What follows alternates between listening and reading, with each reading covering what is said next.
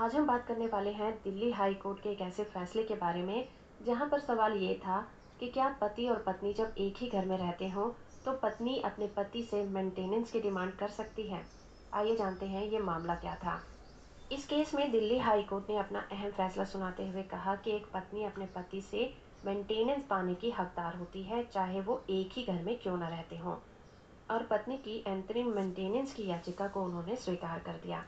Court ने इस case में एक टिप्पणी की कि एक मैरिड वुमन के पास बहुत सारे कर्तव्य होते हैं, जिसकी वजह से अगर वो पढ़ी लिखी हो तब भी उसे नौकरी करने के लिए मजबूर नहीं किया जा सकता। जस्टिस मोनिका सरोहा ने कहा कि पत्नी इस केस में मेंटेनेंस पाने की हकदार है और उसे मेंटेनेंस कितना मिलेगा ये पति की सैलरी पर और दूसरी चीजों पर डिपेंड करता है। ये मामला तब उठा जब फैमिली कोर्ट ने एक महिला की एंतरिम मेंटेनेंस की याचिका को खारिज कर दिया था, जिसके खिलाफ उसने हाई कोर्ट में अपील की थी।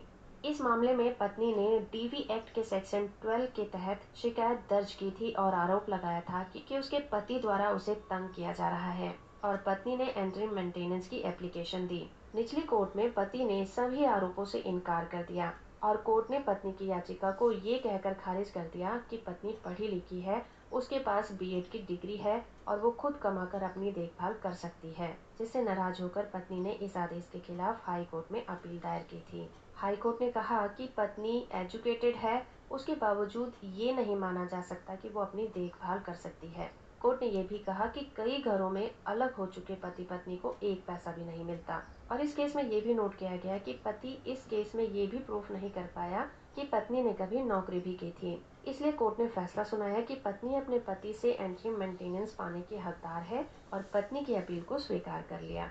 वीडियो इन्फॉर्मेटिव है तो आप इसे लाइक, शेयर और चैनल को सब्सक्राइब करना बिल्कुल मत भूलिएगा।